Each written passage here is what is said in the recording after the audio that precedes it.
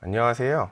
아마존 코드 위스퍼러 톱파보기를 발표를 맡은 삼성 SDS 성명수 프로입니다.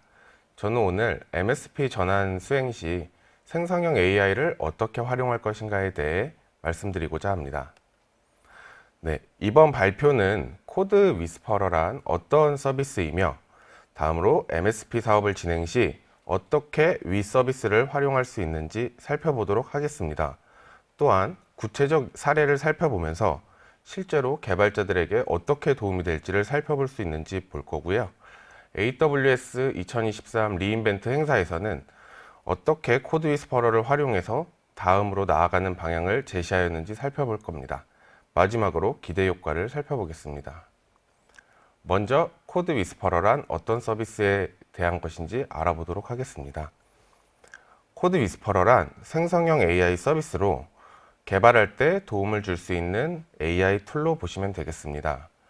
IDE에서 주석 및 기존 코드를 기반으로 코드 조각 혹은 전체 함수에 이르는 코드 제안을 실시간으로 생성합니다. 코드 위스퍼러는 오픈소스 기반으로 훈련되다 보니 일반 개발자들에 비해 좀 더 나은 코딩을 제안할 수 있습니다. 또 위와 같이 간단한 기능들은 완성을 된 상태로 제시하기 때문에 좀 더 개발자들이 로직적인 부분에 집중할 수 있도록 제안을 할 수 있습니다. 그러면 개발에 코드 위스퍼러가 도움이 된다는 건 가볍게 말씀드렸는데요. MSP 전환 사업을 할 때 어떻게 사용할 수 있는지에 대하여 말씀드리도록 하겠습니다.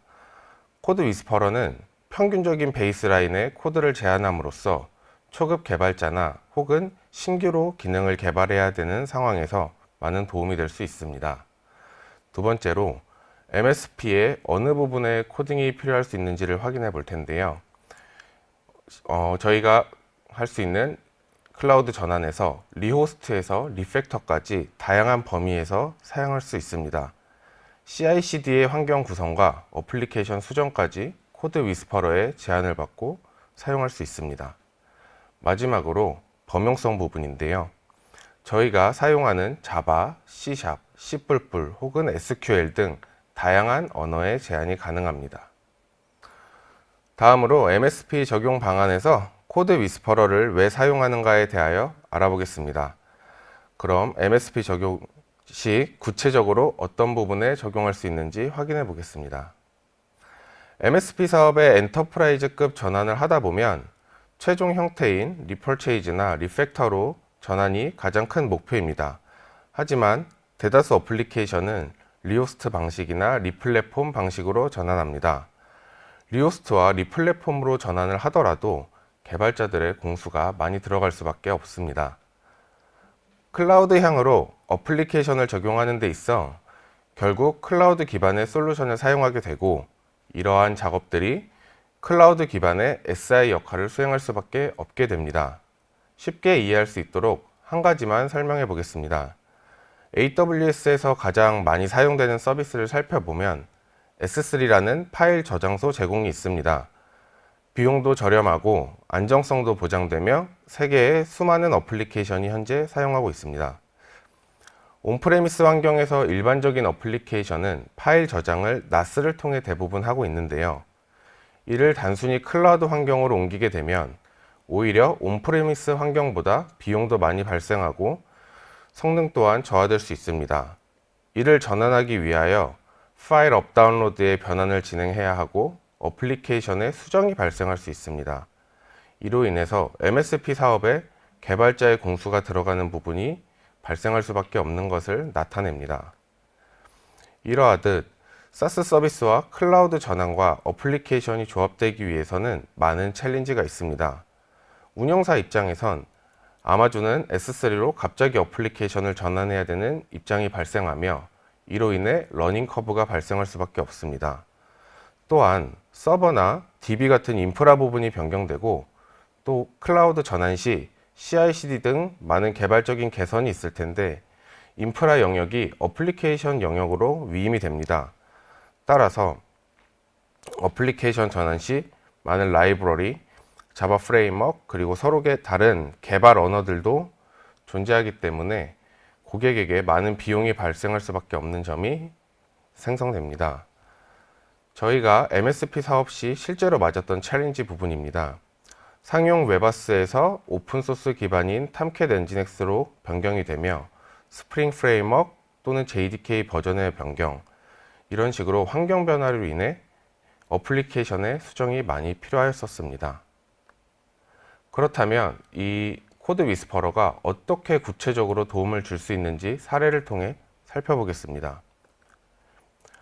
이번 코드를 통해서 살펴볼 텐데요. 화면을 통해서 보겠습니다.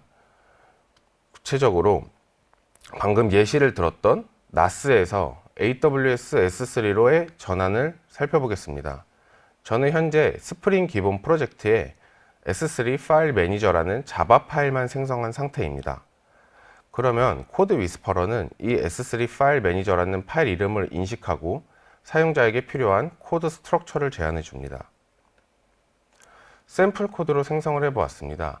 업로드 파일스라는 메소드가 생성되었는데요. 이렇게 업로드 메소드에 커서를 대면 바로 다음 제안을 코드 위스퍼러는 수행합니다.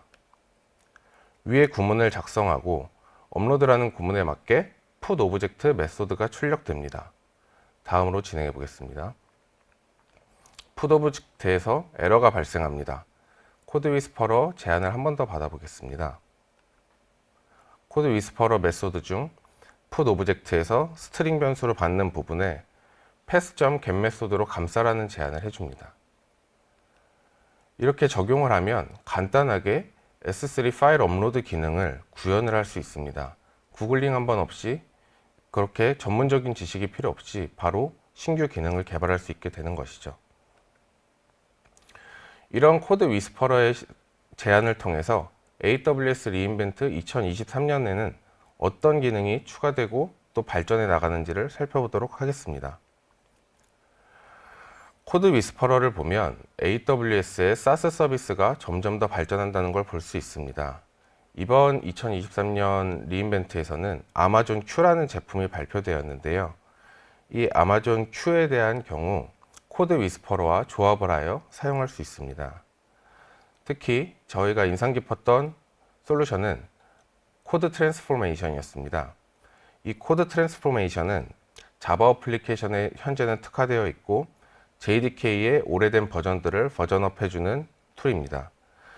대부분의 어플리케이션이 자바 6, 7, 8 등 거의 EOL이 다가오는 어플리케이션들이 많습니다. 이런 어플리케이션들을 MSP 전환 시 EOL을 고려하여 전환하여야 되는데요. 이 코드 트랜스포메이션을 사용하게 되면 약 1000개의 자바 어플리케이션을 단 2일 만에 전환할 수 있다는 발표가 있었습니다.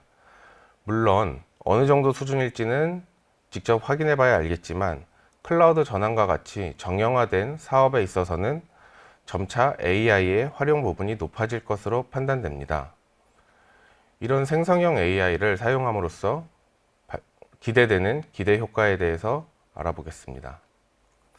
실제 기대 효과는 MSP 전환에 있어 단순히 코드 위스퍼러가 MSP 전환에서만 그치지는 않습니다. 추후 어플리케이션의 유지 보수 및 운영에도 영향을 줄 수 있을 것으로 판단됩니다. 아마존의 발표로 코드 생산성은 약 28% 올라간다는 발표가 있었고요. 그리고 러닝 커브 역시 감소합니다. 새로운 기능에 대하여 개발할 때 코드 제한을 받을 수 있었습니다.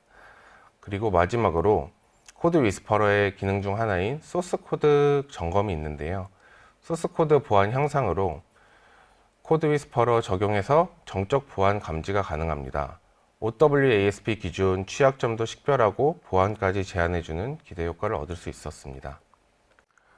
앞으로 MSP 어플리케이션 개발에 있어 생성형 AI의 활용은 점점 더 많아질 것으로 생각됩니다.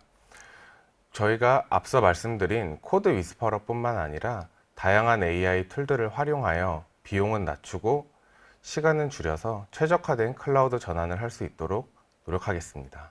이상입니다. 감사합니다.